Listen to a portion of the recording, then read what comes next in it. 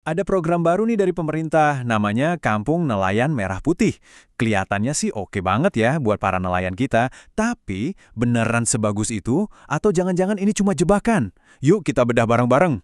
Oke, langsung aja kita ke intinya ya. Pertanyaan paling pentingnya tuh ini. Sebetulnya program ini dibuat untuk siapa sih? Beneran buat nelayan atau buat mereka-mereka yang di atas sana? Nah, buat jawab itu, kita harus lihat gambaran besarnya dulu. Program ini tuh bukan program yang berdiri sendiri loh. Ini bagian dari sebuah visi raksasa yang namanya Astagatra. Katanya sih, ini bakal jadi panduan kita biar ekonomi nasional bisa mandiri. Kalau dibaca di atas kertas sih, tujuannya mulia banget. Katanya mau memberdayakan ekonomi dari paling bawah, ya dari nelayan itu sendiri. Harapannya kita bisa berdaulat soal pangan dan energi. Wah, janji pemberdayaannya kedengaran mantap ya. Oke, sekarang kita bedah lebih dalam lagi. Isinya apa aja sih program Kampung Nelayan ini? Apa yang ditawarin ke para nelayan? Jadi, program ini punya 3 tiang utama, 3 pilar. Yang pertama, ekonomi mereka dikuatin, dikasih alat-alat modern, infrastrukturnya dibenerin. Kedua, orang-orangnya ditingkatkan kualitasnya, lewat program gizi sama pendidikan. Dan yang ketiga, tujuannya itu bikin desa yang mandiri, dengan koperasi sebagai motornya. Nah, di sini nih kerennya. Semuanya itu nyambung. Pilar ekonomi tadi langsung nyambung ke program sosial. Jadi ikan hasil tangkapan nelayan langsung dipakai buat program makan bergizi gratis. Keren kan? Terus anak-anak nelayan bisa sekolah di sekolah rakyat yang disediain. Nah, yang ngikat semuanya ini, ya Koperasi Desa Merah Putih itu tadi. Kalau di atas kertas, wah ini ekosistem yang sempurna banget. Tapi tunggu dulu, janji manis kan gampang ya diucapin. Kita nggak bisa nilai cuma dari situ.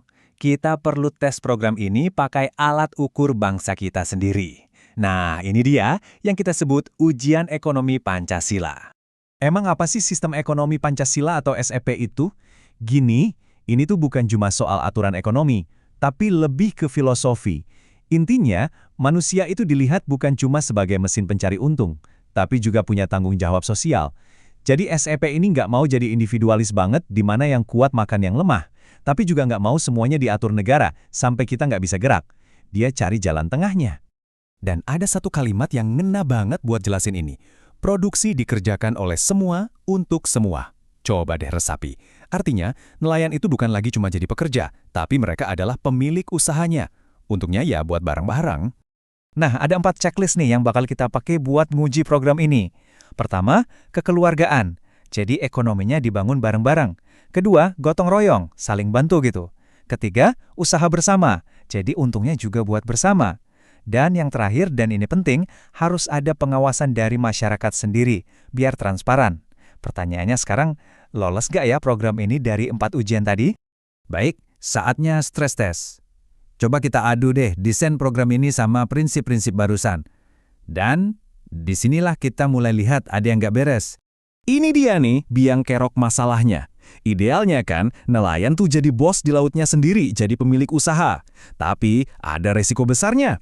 Apa itu? Perusahaan gede masuk, mereka yang nguasain pabrik pengolahannya, dan akhirnya nelayan cuma jadi pemasok ikan mentah, dihargain murah, jadi kayak kuli di negeri sendiri. Dan ini ngingetin kita sama pemikirannya Bung Hatta. Beliau bilang, koperasi itu harus jadi soko guru, pilar utamanya ekonomi.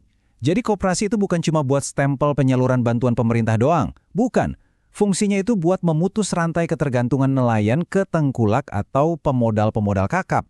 Kekhawatiran terbesarnya ya ini, sering banget kan kita dengar atas nama pertumbuhan ekonomi, yang dikorbanin malah keadilan sosial, lingkungan, sama hak-hak masyarakat pesisir. Pertanyaannya jadi balik lagi, ini pertumbuhan buat siapa kalau yang di bawah malah makin keinjak? Sekarang, saya mau kalian lihat angka ini. 1 miliar dolar Amerika Serikat. Gede banget kan? Nah, ini adalah jumlah komitmen pemerintah buat nyumbang ke sebuah lembaga perdamaian internasional. Coba kita berandai-andai sejenak.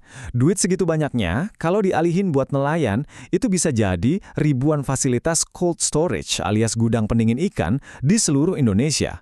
Kalian tahu kan, cold storage ini penting banget biar harga ikan mereka nggak anjlok, biar mereka bisa jual pas harga lagi bagus. Jadi, ini bukan lagi soal ada uang atau enggak, tapi soal prioritasnya kemana. Oke, cukup kritiknya. Sekarang kita ngomongin solusinya. Karena kalau cuma nunjuk masalah tanpa kasih jalan keluar, ya sama aja bohong kan? Jadi gimana baiknya? Pertama, koperasinya harus dirombak total.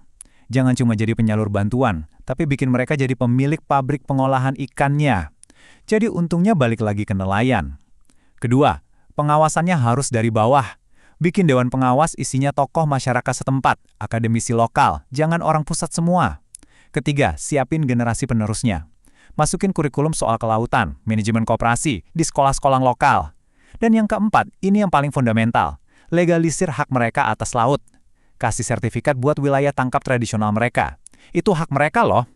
Intinya begini, tujuannya itu bukan cuma bangun-bangun fisik, bukan cuma ngasih kapal, bukan. Tujuan utamanya adalah mengubah proyek ini jadi sebuah gerakan ekonomi rakyat yang asli, yang benar-benar dari, oleh, dan untuk mereka. Nah, jadi kita balik lagi ke pertanyaan di awal tadi. Program Kampung Nelayan ini bakal jadi titik balik kebangkitan ekonomi rakyat atau cuma jadi mimpi indah di atas kertas saja?